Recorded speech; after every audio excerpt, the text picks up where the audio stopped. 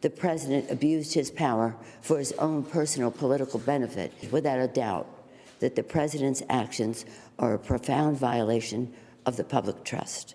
He knew that injustice committed by the president erodes the rule of law.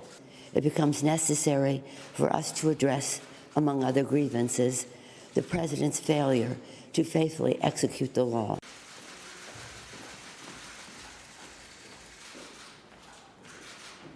Good morning. Let us begin where our founders began in 1776, when in the course of human events it becomes necessary for one people to dissolve the political bonds which have connected them with another.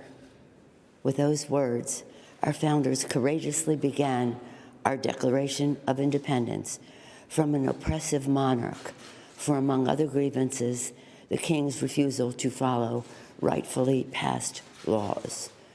In the course of today's events, it becomes necessary for us to address, among other grievances, the president's failure to faithfully execute the law. When crafting the Constitution, the founders feared the return of a monarchy in America. And having just fought a war of independence, they specifically feared the prospect of a king president corrupted by foreign influence.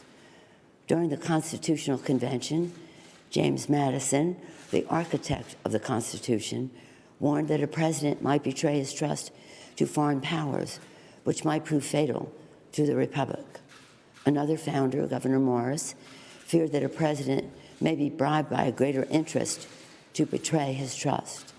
He emphasized that this magistrate is not the king. The people are the king. They therefore created a constitutional remedy to protect against a dangerous or corrupt leader: impeachment. Unless the Constitution contained an impeachment provision, one founder warned, a president might, quote, spare no effort or means whatsoever to get himself reelected. Similarly, George Mason insisted that a president who procured his appointment in his first instance through improper and corrupt acts might repeat his guilt and return to power. During the debate over impeachment at the Constitutional Convention, George Mason also asked, "Shall any man be above justice? Shall that man be above it who can commit the most extensive injustice?"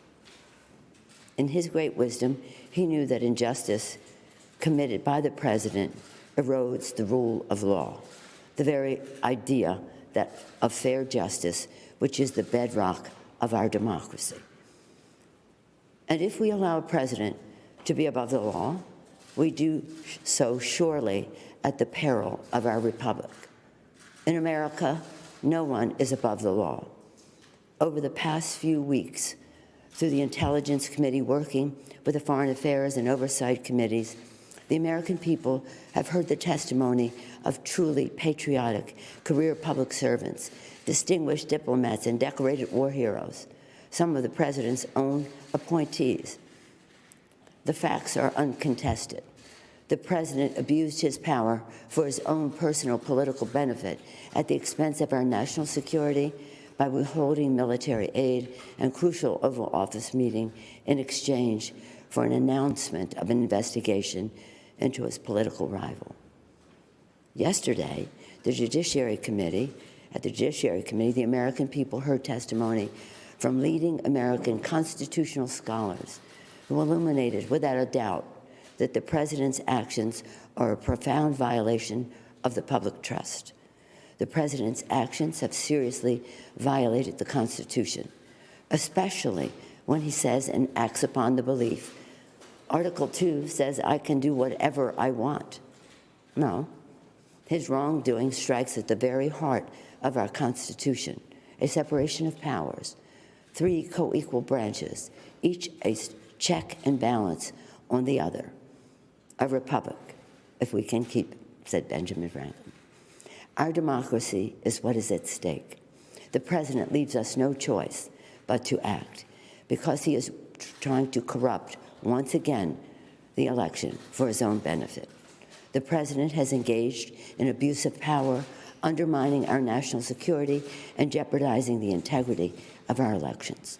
His actions are in defiance of the vision of our founders and the oath of office that he takes to preserve, protect, and defend the Constitution of the United States.